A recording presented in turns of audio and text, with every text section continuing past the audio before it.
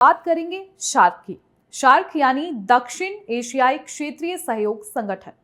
इसे फिर से पुनर्जीवित करने की मांग उठी है और ये मांग भारत के पड़ोसी देश बांग्लादेश की ओर से उठाई गई है, जिसमें वह भारत से सहयोग मांग रहा है। जी हां, बांग्लादेश के विदेश सलाहकार तौहीद हुसैन ने मस्कट में एक बहुपक्षीय सम्मेलन के दौरान शार्क यानी दक्षिण एशियाई क्षेत्रीय सहयोग संगठन को पुनर्जीवित करने के लिए भारत का समर्थन मांगा।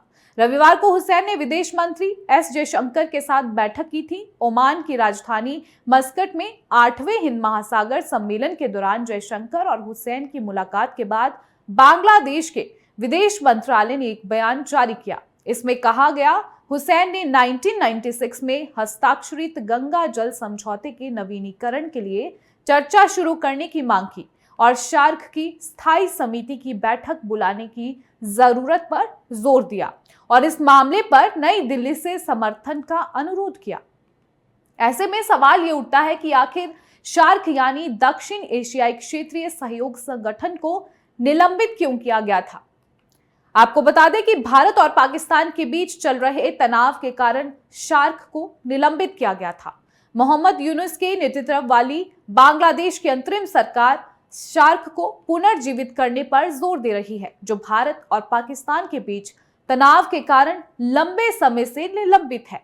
बैठक के संबंध में जयशंकर ने एक्स पर एक पोस्ट किया, हालांकि इसमें शार्क का जिक्र नहीं किया। जयशंकर ने एक्स पर लिखा था कि बांग्लादेश की अंतरिम सरकार विदेश सलाहकार मोहम्मद तौहीद हुसैन से मुलाकात हुई। बातचीत हमारे द्विपक्षीय संबंधों के साथ साथ बिम्स्टेक पर केंद्रित रही। इस साल 2 से 4 अप्रैल तक बैंकॉक में 6ठा बिम्स्टेक शिखर सम्मेलन होगा। इसके बाद थाईलैंड की जगह बांग्लादेश अध्यक्षता करेगा। अब आपको बताएंगे कि आखिर विदेश मंत्री जयशंकर से मुलाकात पर बांग्लादेश के विदेश सलाहकार तौहीद हुसैन ने क्या कहा है। बता दें कि बांग्लादेश के विदेश सलाहकार ने बयान में कहा कि दोनों पक्षों ने द्विपक्षीय संबंधों को लेकर सामने आने वाली चुनौतियों की पहचान की और उनसे निपटने के लिए मिलकर काम करने की जरूरत पर जोर दिया। वहीं जयशंकर ने एक्स पर क्या पोस्ट किया है, अब वो आपको बताएंगे। एक्स पर जयशंकर की पोस्ट में लिखा है कि बांग्लादेश की अंतरिम सरकार के विदेश मामलों के सलाहकार मोहम्मद तौहीद हुसैन से मुलाकात की।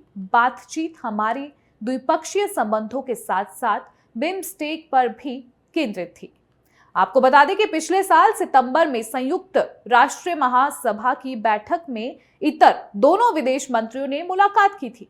अगस्त 2024 में छात्रों के नेतृत्व में बड़े पैमाने पर विरोध प्रदर्शन के बाद अवामी लीग की शेख हसीना के नेतृत्व वाली सरकार का पतन हुआ था, जिसके बाद मोहम्मद यूनुस के नेतृत्व में अंतरिम सरकार का गठन हुआ। आपको फिर से बता दें कि विदेश मंत्री के रूप में एस जयशंकर ने मस्कट में एक बहुपक्षीय सम्मेलन के दौरान बांग्लादेश की अंतरिम सरकार के विदेश मामलों के सलाहकार तौहीद हुसैन से मुलाकात की थी। बांग्लादेशी पक्ष ने भारत से दक्षिण एशियाई क्षेत्रीय सहयोग संगठन यानी शार्क को पुनर्जीवित करने में सहयोग करने का आग्रह किया। ढाका द्वारा नई दिल्ली से फिर किए गए अन्य अनुरोधों में 1996 में हस्ताक्षरित गंगा जल संधि के नवीनीकरण के लिए चर्चा शुरू करने का प्रस्ताव भी शामिल था। उल्लेखनीय है कि मोहम्मद यूनुस के नेतृत्व वाली बांग्लादेश की नई अंतरिम सरकार शार्क को पुनर्जीवित करने पर जोर दे रही है, जिसे भारत पाकिस्तान संघर्ष के मद्देनजर निलंबित कर दिया गया था। तौहीद हुसैन के साथ अपनी बैठक के बाद एक्स पर जयशंकर की पोस्ट में अन्य मुद्दों पर चर्चा की गई, लेकिन शार्क चर्चा का उल्लेख करने से परहेज करने का फैसला लिया गया। भारत द्वारा पाकिस्तान के खिलाफ सख्त रुख अपनाने और उससे भारत विरोधी गतिविधियों के लिए आतंकवादियों को पनाह देना बंद करने की अपेक्षा के कारण नई दिल्ली द्वारा शार्क को पुनर्जीवित करने के अनुरोध पर ध्यान देने की संभावना कम है, जो पाकिस्तान को एक कूटनीतिक मंच प्रदान करता है। थाईलैंड के स्थान पर बांग्लादेश इस साल 2 से 4 अप्रैल तक बैंकॉक में होने वाले 6ठे बिम्स्टेक शिखर सम्मेलन की अध्यक्षता करेगा। यह बैठक जयशंकर और हुसैन के बीच दूसरी मुलाकात थी। इससे पहले दोनों नेताओं ने पिछले साल सितंबर में संयुक्त राष्ट्र महासभा के दौरान मुलाकात की थी। इसे 1 महीने पहले यूनुस ने तत्कालीन प्रधानमंत्री शेख हसीना को छात्रों के नेतृत्व में हुए हिंसक विरोध के बाद सत्ता से हटा दिया था। अब अगर भारत बांग्लादेश के संबंधों की बात करें तो दोनों के रिश्तों में काफी गिरावट देखने को मिली है। पिछले साल बांग्लादेश से पूर्व प्रधानमंत्री शेख हसीना को हटाए जाने के बाद अल्पसंख्यक हिंदुओं पर हमले को लेकर भारत और बांग्लादेश के बीच संबंधों में गंभीर तनाव आ गया था। हिंदुओं और अन्य अल्पसंख्यकों के खिलाफ हिंसा की घटनाओं में वृद्धि हुई थी। साथ ही बांग्लादेश में मंदिरों पर हमले भी हुए थे, जिससे नई दिल्ली में गहरी चिंता पैदा हुई थी।